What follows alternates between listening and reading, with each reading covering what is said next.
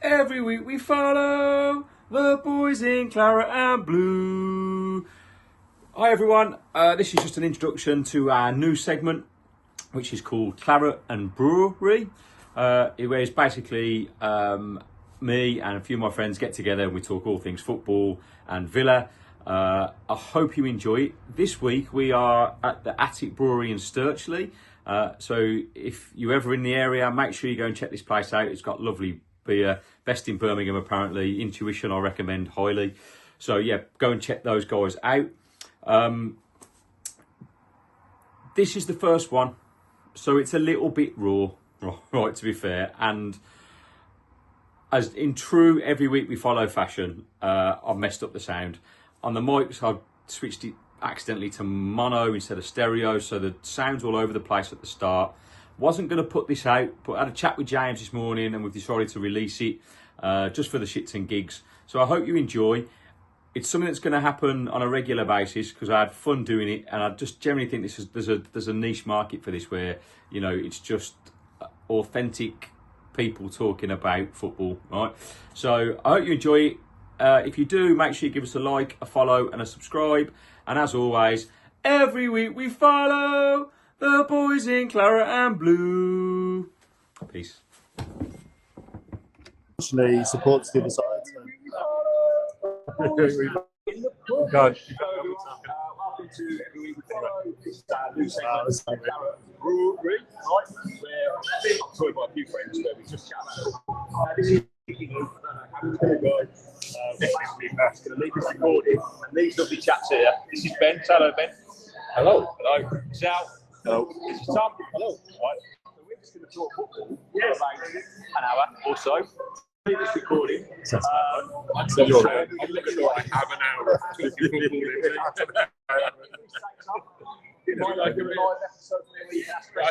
I duck out the moment it's Straight away to the bar. Love it. We have to catch you up when you sit back there as well. Right, boys, just be natural. Just be natural. I'm forgetting that they're there now. Hi. Yeah. What cameras? These are what? So is this cast for Sunderland? Yes. Oh, right. Wrong one. Okay. So yes. So obviously it's a bit of a quiet week when it comes to the Villa. It's been international week, hasn't it? Can I just say on that? Yeah. Isn't it flipping boring when international weeks? I know you've already spoke about this. Yeah, no, mate. It drives me insane. Like, I can't believe how much I've fallen out of love with international football. I know, yeah. Like, I used to be so. Watch the tournaments. Yeah. But mate, tell me what is the point of a friend? Sorry for Wales. Yeah. Well, didn't Craig Bellamy ask to have a friendly with England to see what we tested? I think he did. Yeah. And then after 20 minutes. 20 minutes, he decided we didn't need to test them. Craig Bellamy, I fucking hate him. But he apparently loves us. I would rather you said we're doing it in memory for Gary Speed than I would have gone, yeah, no problem, let's do a charity match and fucking raise some money for nothing's learned from that game. No. We beat us. Well, apart from they're not good and we're quite good. And Villa are all right. I didn't watch the game, but what did we do for the remaining 70 minutes after we beat them 3-0? I didn't see any of it. I turned on to celebrity traitors, to be fair. Yeah. That could be part 2. We can talk about traitors next week. Like the silent fans. Yeah, he's a bit silly there, Tommy Tuchel. Tommy Tuchel's having you out. Yeah. What do you think about having the fans and stuff like that? Probably shouldn't be. I don't know. To be fair, I think sometimes that can work. Okay, let's look at Villa. When you're at Villa Park and it goes completely flat, it really pisses me off. And you go, and everyone goes, "Oh, the atmosphere's so good at Villa Park," and it can be, and it can be absolutely electrifying. But there are loads of games. In the game, it went flat towards the end, and you go, "Why are we not supporting the team?" So sometimes I don't begrudge Tuchel coming out and going, "Yeah, the crowd's a bit flat," but I'd be saying, "Well, it's fucking friendly against Wales." And we won in the first half. In the first 20 minutes, we won it. Not the same as Germany. No. Germany cost €15 to go to a game. People probably pay 70 quid. But it's all wrong. Like Ada went to Germany with Sarah last year, and they did the tour of Allianz Arena. And on that, they were saying basically because their clubs are like 51% fan.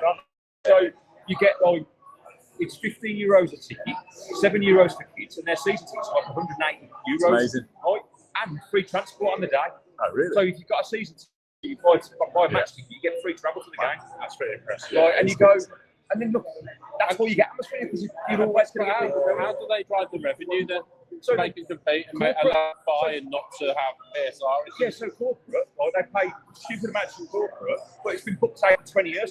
So it's basically saying the game is for the fans. We want everyone to be football. Right. Rich people can fucking subsidise that. That's what it's saying. So if you've got a corporate box, you can't get like charge like €80,000 a year to have it. So it's more expensive for the people that do afford it. Have kept them for about like there's a waiting list that you just wait for them to go. The German teams, to be fair, their model is to sell players for profit.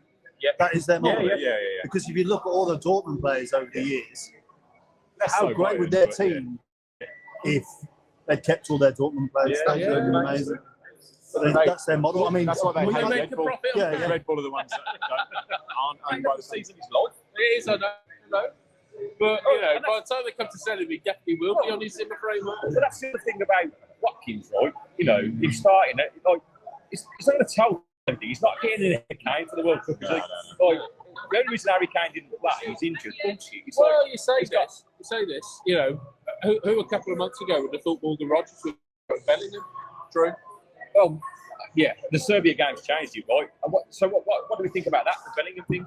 Because there's been a lot made of that over the weekend. Yeah. Sports and stuff. They just come back.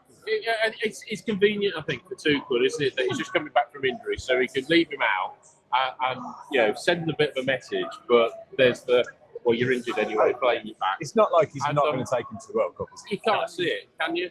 And I'd be surprised if he's not starting at the World Cup. But in the meantime, it's great squad building. It'd be lovely to see him and Bellingham and Rodgers playing that midfield together because they're pals. Well, yeah, but for me, if Rodgers doesn't start playing better for Villa,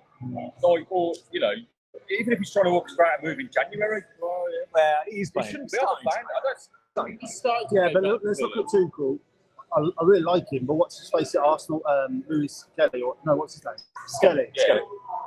He hasn't started for Arsenal this season yet, but he's still in the England squad. And so that's annoying, right? That's Southgate. It's not on form, is it? No, and that bugs me because in a World Cup year, when you've got players going, okay, I've got to get into the England World Cup squad again. Yeah. Well, no, you haven't because I've already picked it basically. That's what it feels like. I want the friends to be together because they're all friends. Isn't part of the problem with Bellingham? Ignoring his arrogance and all that, isn't part of the problem with Bellingham the fact that we're trying to shoehorn him and whoever else, whether it's Cole Palmer, Foden, Rodgers, maybe even go back a year or two, Mason Mount, all into one position which is 10. And actually, if you got all of that, Bellingham's position is probably 8. Yeah, I agree. Yeah. Well, I think it should always be Bellingham and Rice. And you're going to have the 10, someone in front. I think I like Anderson in there. I do like Anderson, but I just think Rice and Bellingham together would be amazing. I agree. I think it puts more pressure on Rice to do the defensive. Yeah, it does. You lose something from Rice. But what's the lad at, I forget, mind blank, the lad at Crystal Palace? Is he not getting in? So that's the thing. He was injured last time, but so he kept the squad the same this time. So Grealish said against Everton played Crystal Palace. Yeah. And his comments afterwards was, I don't deserve the man of the match. Did you not watch Wharton today? It was immense. He was amazing. And again, he gets overlooked. I mean, he's coming back from injury. That's the same for Bellingham. He's just had shoulder surgery. Why isn't having Wharton in the squad? Let's talk about that. Let's talk about England, right? Because that guy is world class already. I've watched him loads because he absolutely destroyed the Villa 4 times.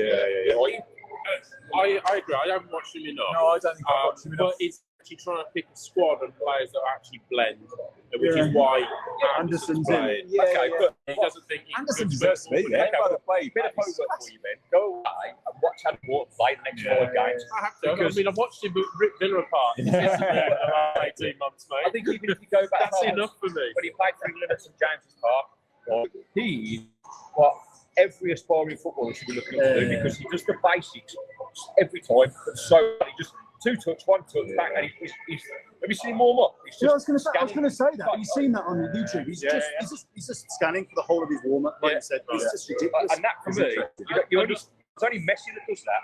I've ever seen do that.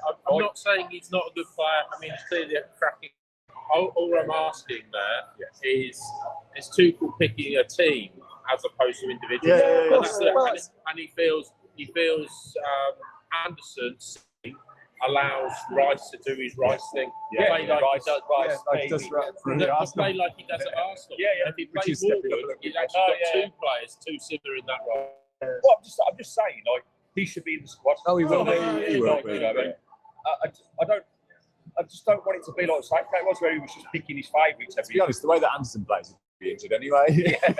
Career into attack. Clearly not picking his favourites because he's leaving out Palmer and Bellingham. Yeah, well, Palmer's injured. Bellingham's coming back from it. Harris have jumped on the Bellingham thing. It's bullshit. Look, if it's World Cup now, Bellingham will be in the squad. He's basically come back from shoulder surgery, and I'm just getting back into it. He also called him disgusting or despicable. He says his mum thinks he's repulsive. Repulsive, that was the word. That's what they're holding on to. There's a bit lost in translation there as well. Right? Also, if you're Jude Bellingham, right, and you're just coming back from shoulder surgery, like you say, and you go, do you want to travel from Spain to England to play Wales? Like, now you're all right. Didn't Bellingham ask to be called up? Said I'm fine and fit.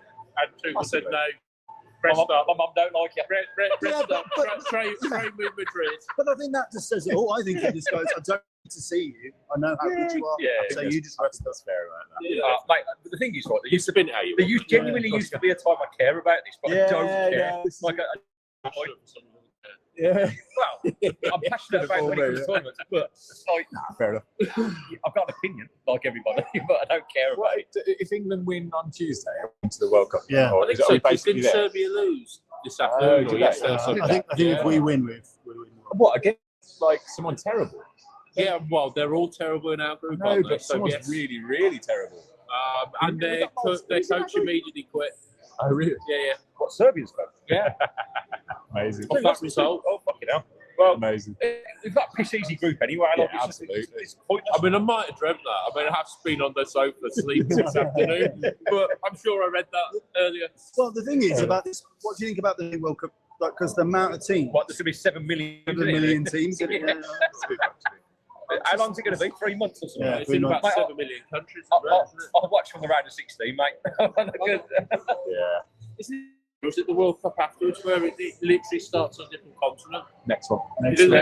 Yeah, and this one is USA, isn't it? Right, they're just diluting it down for me. The standard is not as good as it was either. Like, because, Euros weren't as good as they were. Have you seen Gerard and Ferdinand's podcast? Yeah, is that the one where he said we're egotistical losers? Yeah, he did say that line. But he was just basically saying that football in the last 10 years has changed to technical freestylers, basically. Yeah. And he misses the battles.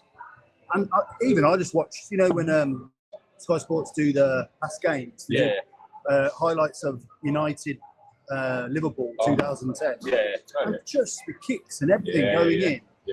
Well, it's definitely got softer, hasn't it? You get sent off for things that you didn't even get carded for 10, 15 years ago. Imagine Roy Keane ever surviving a match. It would be 15 minutes, red card, 3-game ban, 15 minutes, red card, 3-game ban, wouldn't it? The thing is, we were blessed though, weren't we? Because from the probably 6 to 2007, that 10-year period in the Premier League.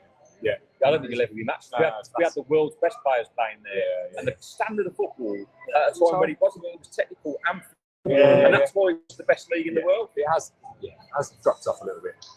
We'll go get the best beer in the world. What best beer in Birmingham? What has stopped it is that they're all athletes now and just play low block. Whereas before, teams would just go at each other and see what happens. Whereas now it's just. This is a good one to mention. We are in the Attic Brewery, by the way. That's why we've got this. Yeah. So we have got. Nice. We have got Attic Beer, this intuition. So if you should come and check it out. It's a beautiful place. Best beer in Birmingham, apparently. So it's won awards and everything. There you go. Have a beer. Nice. Great ads. We're selling it. They're going to want me to come back for sure. Intuition, followed by me. I run out. I think with international stuff, I'm just. Like you said at the start, I'm so bored of just waiting for it. I've literally just gone. Can we just hurry up and get to Sunday now? Like, I want to get. I'm wishing my life away on the week. I don't care about Snap. We'll we'll win it, we'll be qualified. It's like, even if it's a terrible performance and scrape a 1-0 with Harry Kane scoring a penalty, which would probably happen. That's. Mate, just don't any Villa players get injured. That's it. That's what you know. Because we have not Conza for me. That's the more important. Get most through the game. Let's think about it, right? The next 2 months, 3 monts for Villa, I think we've arguably got the hardest run in the Premier League. Our next array of fixtures are Spurs away, Man City at home, Liverpool away, Bournemouth at home. Right now, Bournemouth are flying. You know, they're 4 massive games for us. We usually play better against the big boys. So that's okay. And we've come off the back of 4-4. We could have done without the international break. I think we'd have played Spurs this weekend. I think we would have beat them. But although it hasn't really hurt us in the past couple of years under Emery, the international breaks always come at the wrong time, and then we've gone on and done all right. The only one of those games that, on paper, and I know it's played on grass. Thank you. Do the basics. Yes. Yeah, do the basics. Early goal, basics, played on grass. It was a simple game. But only one of those games that actually instills fear to me is going up to Anfield. But they're on a run of shit themselves. So I know. We never get anything at Anfield. We haven't won in 20 years at Anfield. Going to Spurs, we seem to generally pick up something there. They battered us last year. Yeah, we won the half time and then we lost 4-1. Oh yeah, I forgot about that. Because I was in IKEA, and you could never get a signal in IKEA, so I had no clue. So I forgot about it. I don't think that was the reason we lost that. No, but it was the reason I forgot about it.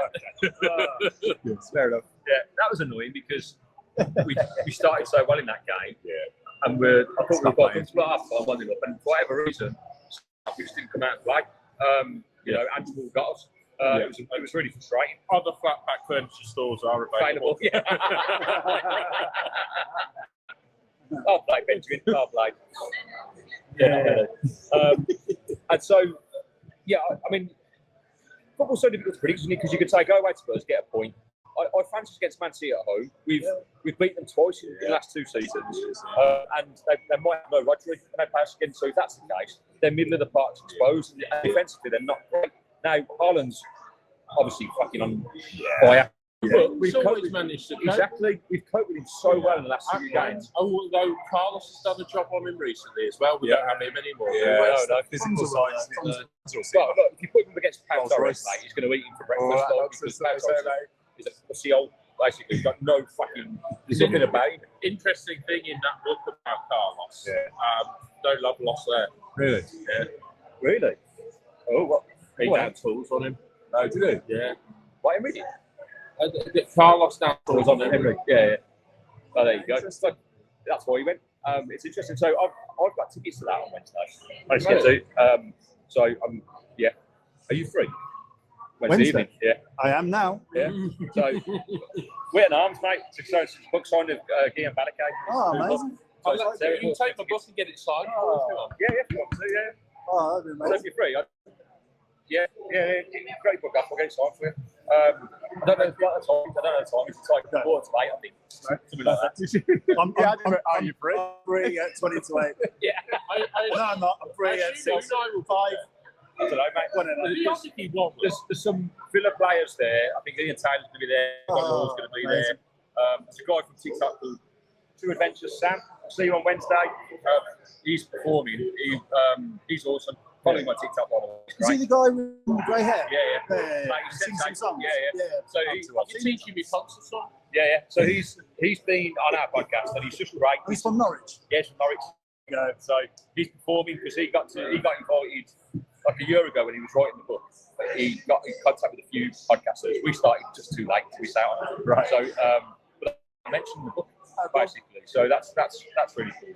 I think they'll all be there. So I just wanted to go and see what the crack was.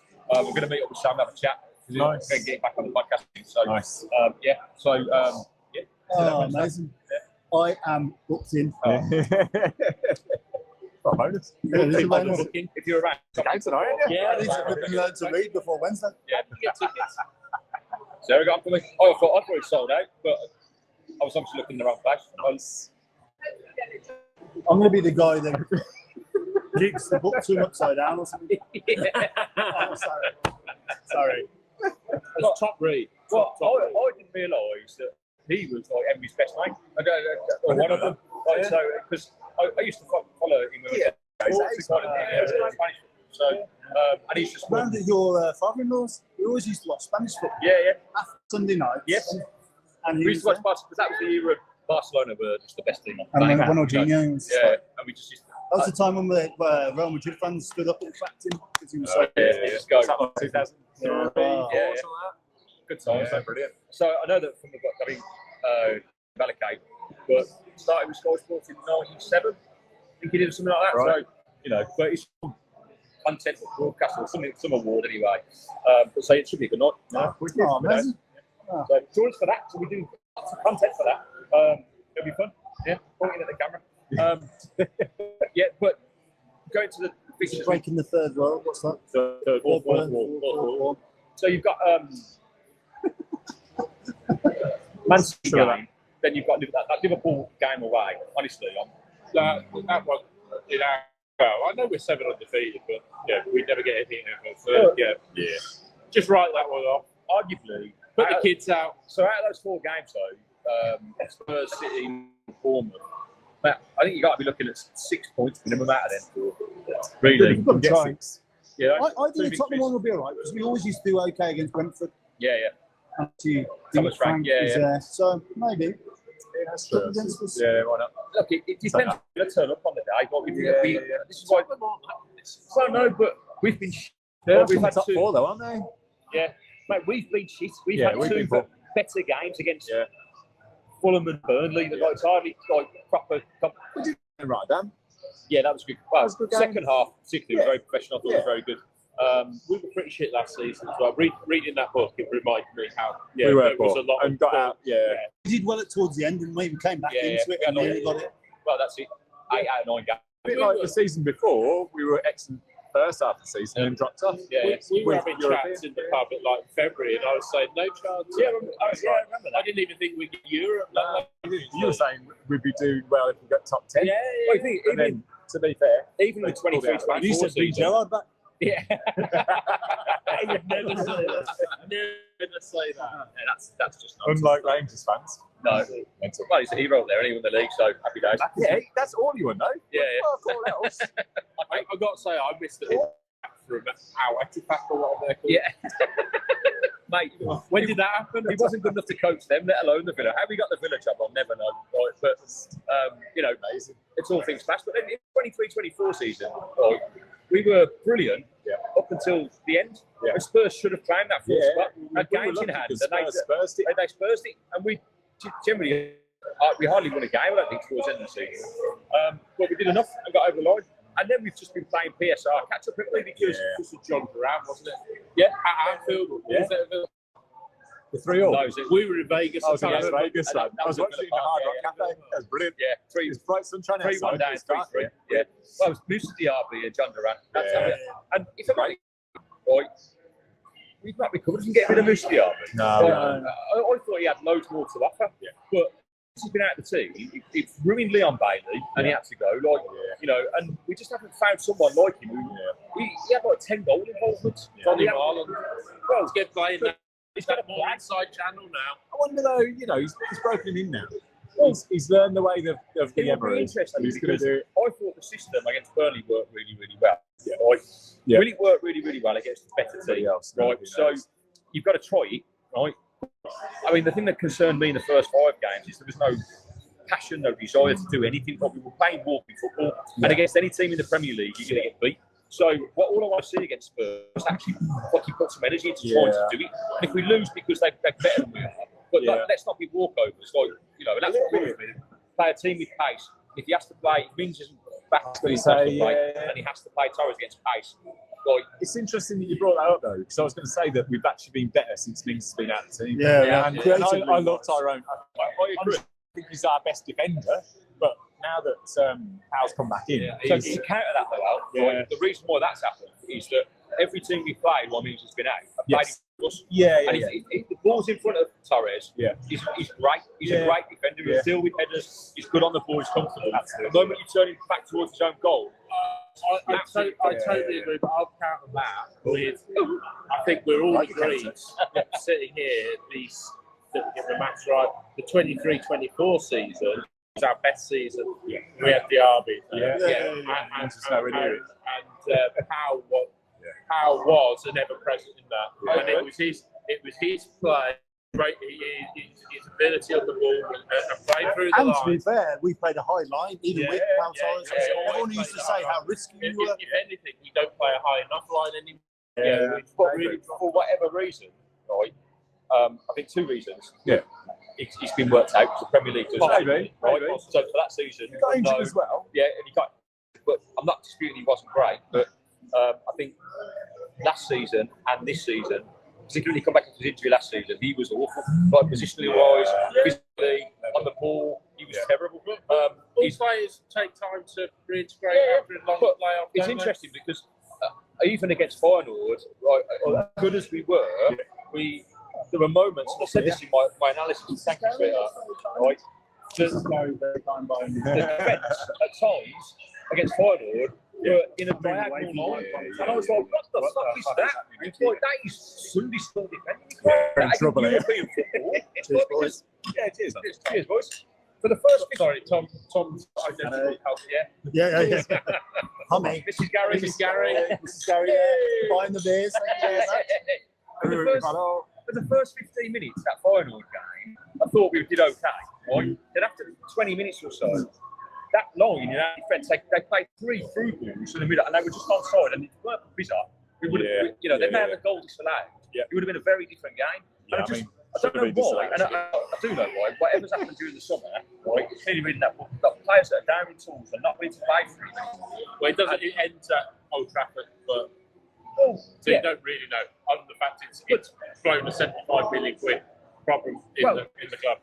Look at the disarray in the dressing room or whatever's happened to the South. Something because the performances in those first 6 games were simply they're not playing. Yeah. No, it was almost like a statement to say we're in control here. Like if you pick the team, you tell us what you want to do. We've got to execute it. If we want, we can literally just walk around a football pitch, still be paid, and you're the one that's going to get the stats. As a professional, would you do that? Well, I wouldn't, but I think they would. Would they? I don't know, man. Well, I don't know.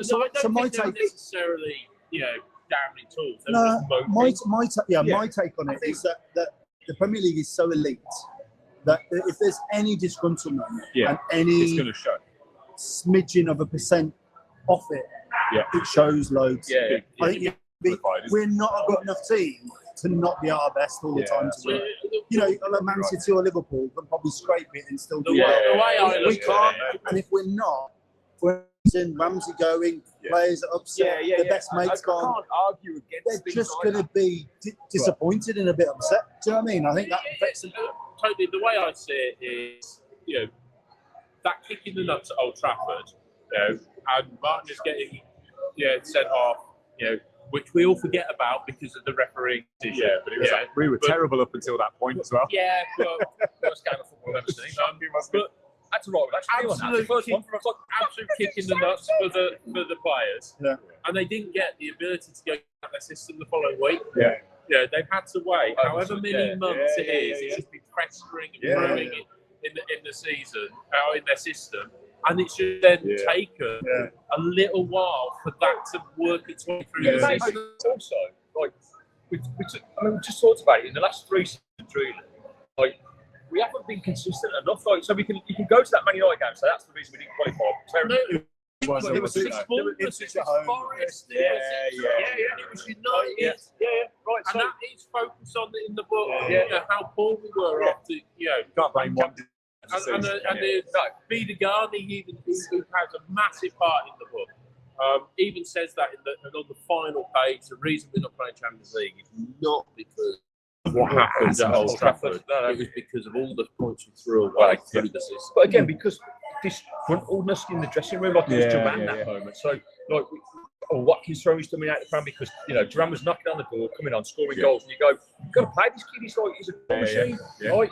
And then he changed it in the Champions League. Like that goal against Bayern Munich, that fucking night at Villa Park was unreal. But you remember when he did pick him, he got himself sent off. Except to pick up the transparent about Durant, everybody except Morgan Rogers hated it.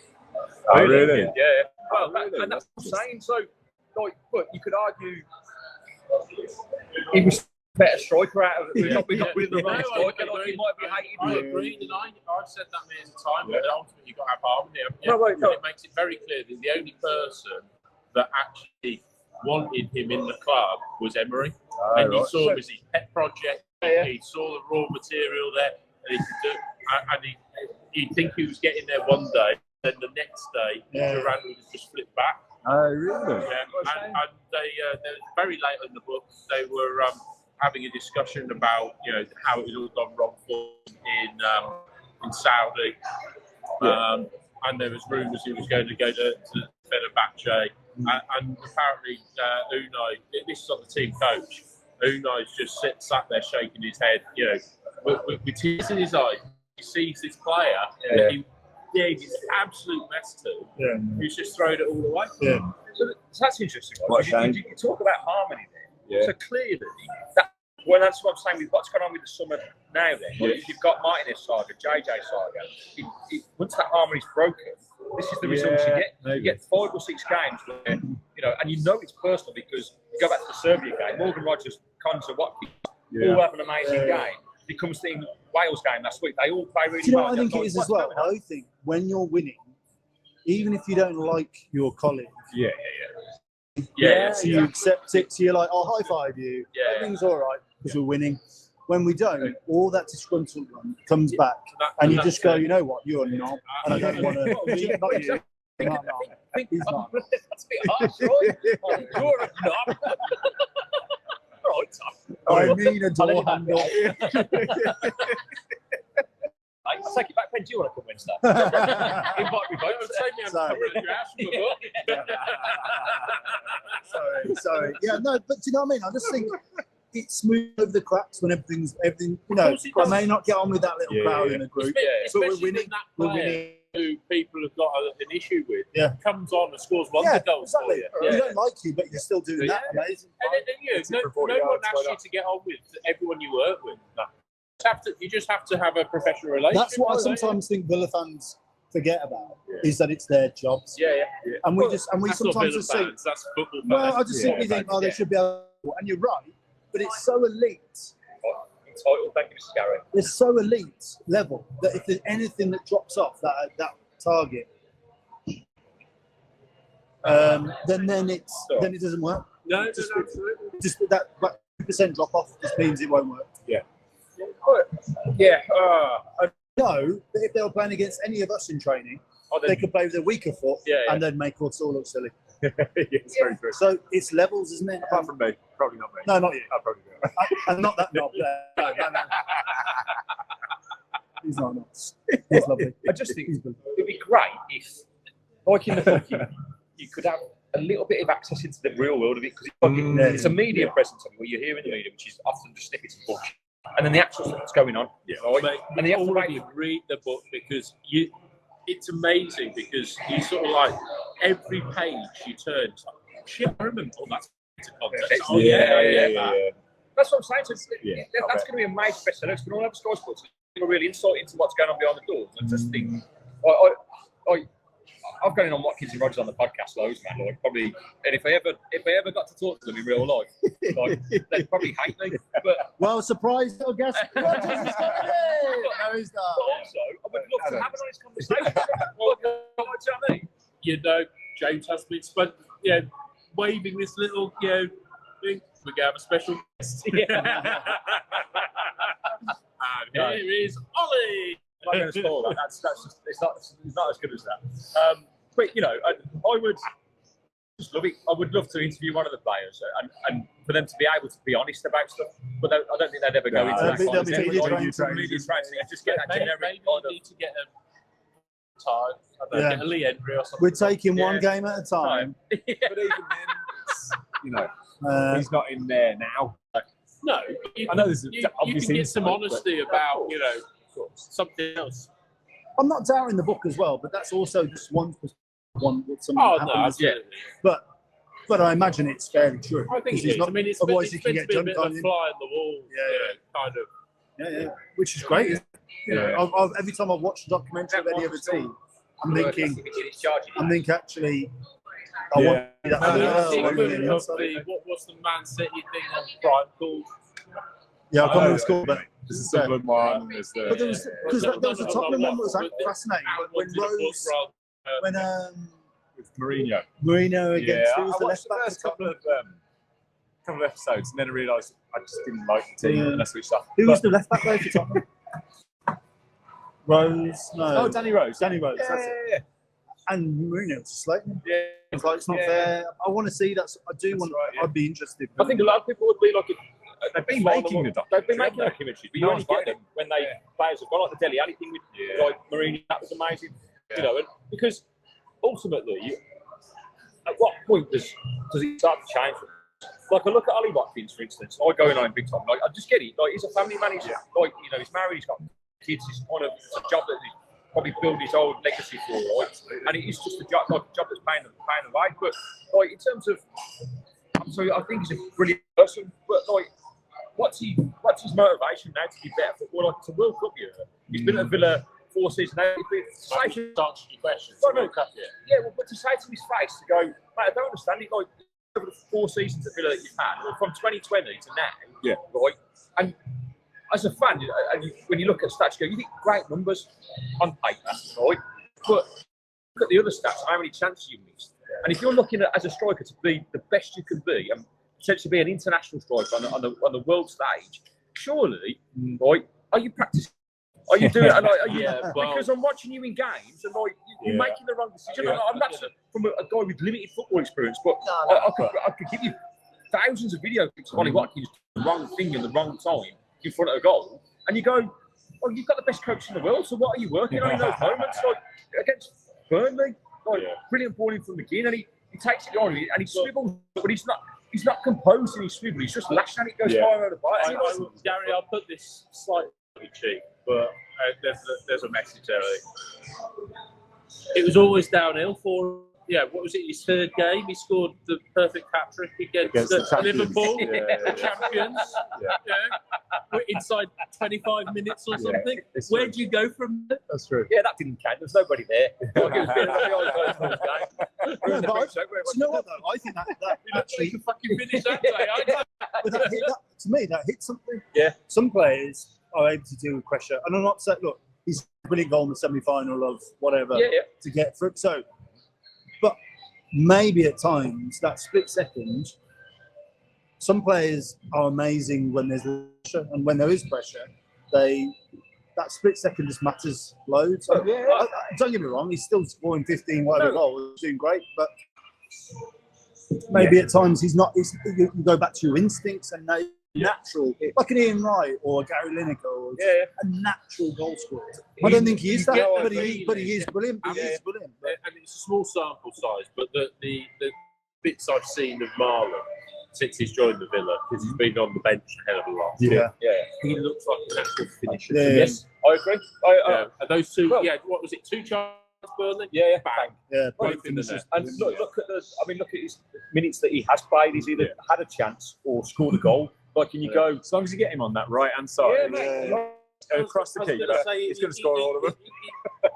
Again, small sample size, but it looks like he only has one finish. Yeah, but it's fucking effective. It's the back of the net. But interestingly, again, you guys probably watch more football than me, because I only really watch the Villa. But how many players actually sort of drop off that right channel and then go across the keeper? Most right-footed players want to go the other way and then come back in onto their right foot, don't they? Yeah. You know, Ollie, I would 9 times out of 10 goes into the left-hand channel, and then he's on his wrong side. Yeah. What do we need? Mateta. Oh my God, you're obsessed. Do need Mateta. She only wants Mateta because she's Did you see the chances he missed the other day, though? Well, yeah, he's only human, mate. I think I don't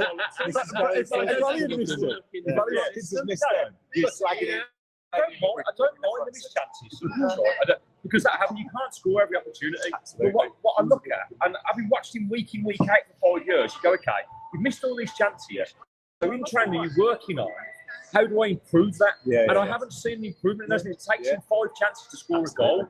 And so I'm not saying score every chance, but if you're having 5 chances in a game, score 2 goals. Do you know what I mean? Because surely as your own target, and he sets them himself. Maybe Marlon in this team. What he does, dummies out of the camera, he's not being selected. On Burnley, he got subbed off and walked straight down the tunnel. Didn't shake memories out. But mate, look, you've had 60 odd minutes. He needed a wee. You might have needed a poo. That's probably what he said. Wee. No, you needed a poo. You don't go down the tunnel if you need a wee. You need a poo. You just piss yourself on the bench if you need a wee. Speaking from experience. Yeah, I don't do that. You did after 6 minutes. That's true. I've just done that now. Yeah. Wee. And it was probably just that, and I'm sure it was. But what I'm saying, like, in the last 2 seasons, like, again, he moaned about not being selected for PSG, then got a run of 5 games and was absolutely shocking in those 5 games. And you go, mate, you can't make fucking statements like, I wanted to be picked and play at the highest level if you're not going to do it every week. Again, I don't want to go on about it, but that's all explained. Okay, well, that reaction was Unai wanted from him. Unai set him up for that. Yes, but so I want to see you angry. Come out angry, and because you play better angry. It all goes on and on. But he didn't know the back four because he came out angry, but didn't.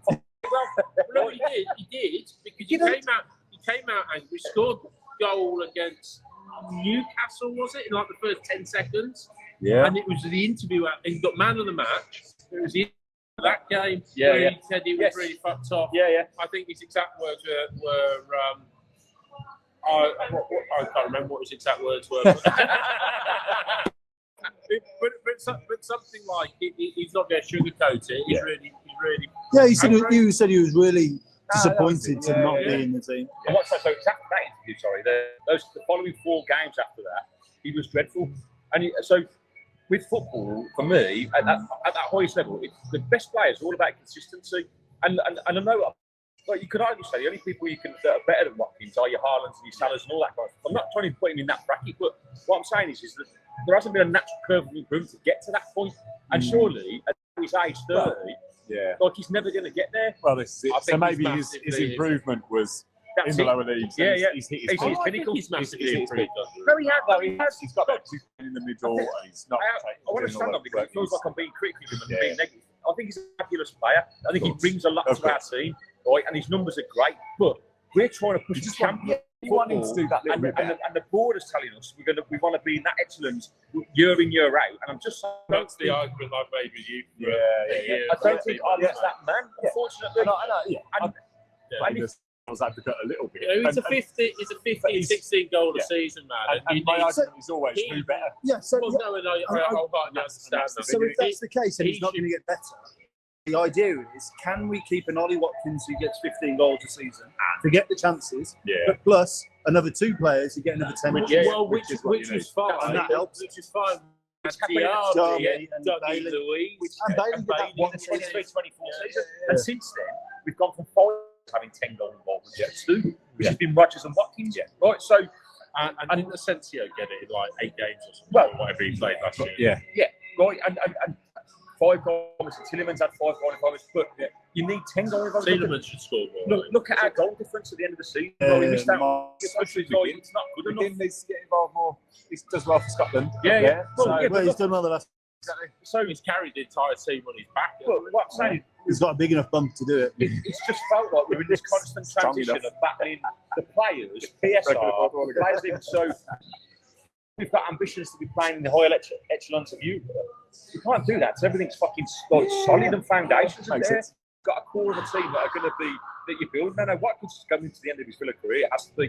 I'll be amazed if he doesn't go in at the end of the season, if not January, because he's. You won't go January. I don't think anyone will January. I think it'll be the end of the season. I think what's done is done. I think they just need to knuckle down now, and we need to get the best out of what we've got now to finish as high as we can and win that Europa League.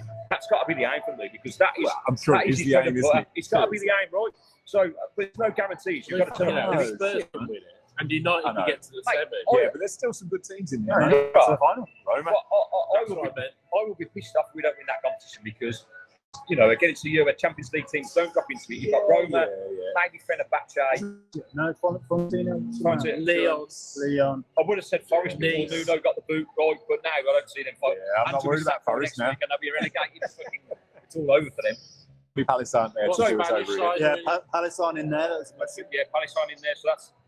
It's Emery's bread and butter 4 years in a row, and this is where we have to back Emery. Probably I said this. Seville, Yeah. or someone. Yeah. When this was all kicking off about like, the first 4 games of the season, Porto. I said I'd rather get rid of the whole fucking squad than get rid of Emery. Yeah. Do you know what I mean? Yeah, Like, because In that entire squad, would you have included John McGinn? Or would you have left it? I love John McGinn. keep jumping. Well, John McGinn is getting close to becoming an absolute legend. Yeah. Fucking statue, mate. I agree. The thing is, not only is he missing In fact, I'd give him a stand outside the whole end. In the whole end. yeah. Use up a fucking seat. Yeah. Yeah, but if it's like There you go, James. if it's taking up 2 or 3 seats. If it's like it's 2 or 3 seats, not just 1 seat. Do you know what I mean? Yeah, that's true. That's true. I mean, I'd take up 5. I'm Yeah, not yeah. saying anything.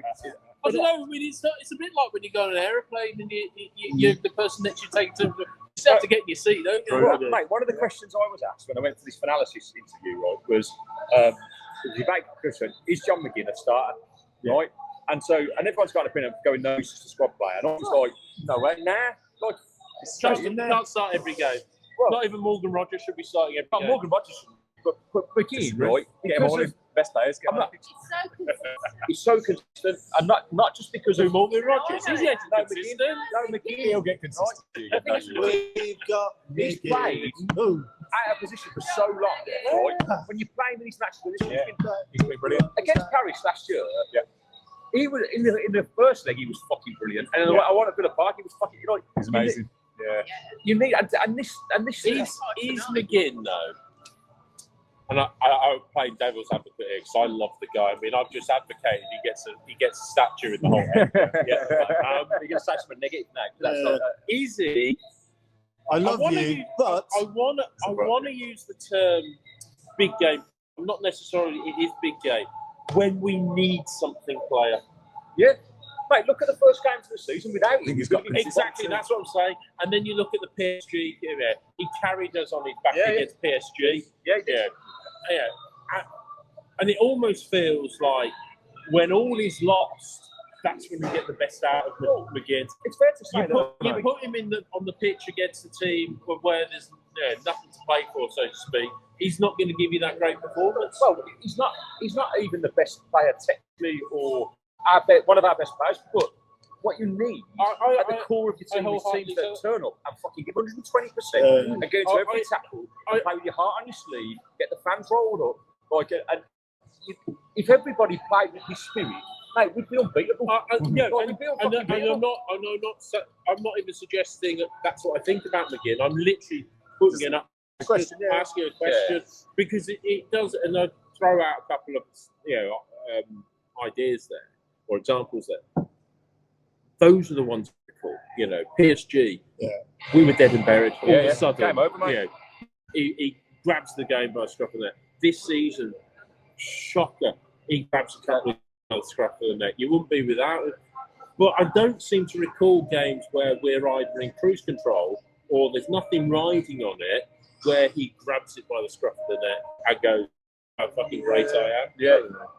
I don't think he's that kind of player anyway, mate. He doesn't need to be like that. Which then comes back to my original question is, do you need to see him every time? Maybe No. because he's getting older. He isn't going to have the legs to start 60 games a season or whatever it is. So do you actually then, right, we're going to Anfield, we need someone to fucking carry us and work like a dog here. Begin your start. Well, I don't think any player now should be playing 50, 60 games a season. By the way that the game has changed, and it's all about athleticism, and them all running 13k a game or 12k a game. It is about, back in the day when Liverpool won it in the 80s, it was about 11, 12, 13 players that won the league. Yeah. But now, you need 25, you need maybe close to 30. Who knows? But you need a squad to win it. Because even if someone needs a couple of weeks rest and I think to be that elite and that good all the that's time. where us as Villa fans in particular trying to make that leap up. The top six, I don't think the fans worry about it. At some stage they did, but I think Villa fans forget that it's not about first 11 anymore. And this is why we get pissed off that Rogers starts week out when we can see he's running on empty. And mate, he's been for nearly half the season, like last 6, 7, 8, 9 games of that season, he was blown out of his arse. But so many times I see the team and they're like, for fuck's sake, why has he done that? It's like, well, giving a player a rest because you can't play 50 games a season. Or I sometimes think we don't know what goes on in the week. You know, he may have saying, if you turn up to training late, you're not starting on Saturday. He doesn't. He leaves it to the squad to deal with fines. He might give them a disapproving look, or he might have a one-on-one chat with them if it's consistent. But he doesn't. You know, as long as they're putting in the yards and if they're working, if they turn up late, he doesn't have a particular issue. Yeah. Which is fine and great, but sometimes you don't know what goes on behind closed doors too. Someone's been off 2 days training that week because they've gone to see a family member or whatever, and they go, "You're not playing Saturday." We sometimes just go, "Hang on, how come so and so playing?" We don't always know the ins and outs of the club. He calls finding players for misbehaviour or being late a business transaction. He says all it does is normalise it. It costs you £1,000 to be late. Well, I'll pay £1,000 a week then. Because they earn that much money. Makes sense. Well, maybe they should do that to financing fucking charities. Doesn't like, you know, fucking just charge them 10 grand a fucking land. Mate, if you charge it high enough, they'll soon fucking stop doing it. Right? It's as simple as. Like, if you, that'd be really high though, wouldn't it? I still think but he's if it's consistent, I'll have a word. I might throw him a disapproving look, but I'll leave it to the squad. Mate, if they can find them, and if the squad want to fine you and give it to charity or whatever, it's fine. But the club management aren't. Mate, I promise you, if you said to Ollie Watkins, right, your fucking wages are based on how many goals you score, right? I'm sure he'd be scoring 30 a year. Do you know what I mean? Like, it's just, you'd be working on it, wouldn't you? Do you know what I mean? If he was like, you know, goal bonuses. That's making the assumption that he's not working on it. Well, no, you might. I'm sure he is. He's found his level. We just argue perhaps it's pressure. If you suddenly put him under, you're on a performance related for a season. He's on it for a season. To be honest, I think most contracts have performance related things. They'll be saying if you get 20 goals a season, you get this. Nice big if you play this amount of games, you get this amount. They will have that. Of course. They've got so much free time to practice. Do you know what I mean? And the best facilities in the world. Like, it's inexcusable for me. That's why I don't understand. Mate, it's a bit like, for me, like, I go, if I want to practice something, I haven't got facilities, like, I haven't got a studio coming to a club to fucking do it. Do you know what I mean? It's not, like, I need to work on my shooting. Where can I go? I need to find a goal. Oh, look, I've got this world-class training facility with fucking carpeted grass. Brilliant. Like, coaches and fucking. For me, I can stay here as long as I want. Do you know what I mean? Like, what the fuck? For me, it's psychological because we know I agree with that if they're in, he probably does hit 9 out of 10. If they're playing against a not so good team, he'll be amazing left foot or right foot. It's the pressure of it, and you're playing elite defenders. That's everything as well. It's like a split-second chance rather than a two-turn chance. But if you look at comparing like Daniel Marlon's second goal against Birmingham, Watkins has never scored a goal like that. It's bad into it's one touch bang, right? And well, to be fair, he did against the Netherlands for England, but that's but it's you can pick a handful of those finishes where he's done that, right? Whereas Marlon, I've seen do that 3 or 4 times in very limited game time. He did it against Brighton. He runs it, and he gets it out of his bang across the goal. Right, and that one it's in such an instant, like he miscontrols it. He shoots up, but he recognises where he is straight away. And we were right behind that at Villa Park. As soon as he left his foot, I was like, that is a fucking winning strike. Goal. And it was fucking brilliant. It was. And I haven't seen. I can't. I'm trying to think of a goal where that's been that Watkins has scored. He scored some great goals, but he does seem to scuff a lot. For me again, Ollie, I'm not. You watch this. I think you're amazing, but I think there's some strikers that are okay. Like someone like a Robbie Fowler back in the day was just a born finisher. He was just amazing at it. Ollie Watkins is good when he doesn't have to think about it. So the thing against Holland, it's a touch. Thankfully, to the record after a touch and shot. That is a training drill all day long. Touch bang. And he'll do that all day long. But when you've got a bit more time, which is why he shits at penalties. but then some people like one on one. I've never seen him score a one-on-one with the keeper. Well, that's getting to an hour, so we're going to wrap it up. I don't know, we'll carry on talking. But wow, score predictions for Sunday against Spurs. Al, you go first. I think we get a draw 1 each. Tom? 3-1 Villa. 3-1 Villa. Ben? I thought I was going to be bold, but after that, I'll go 2-1. I'm going with that, Henry. I'm going 1-1. I'll take a point. So, yeah, thanks for watching, guys. We'll see you next time. Oh, Mrs. Gary says 2-0. Until next time, as always, every week we follow the Claret Brew. Good stuff.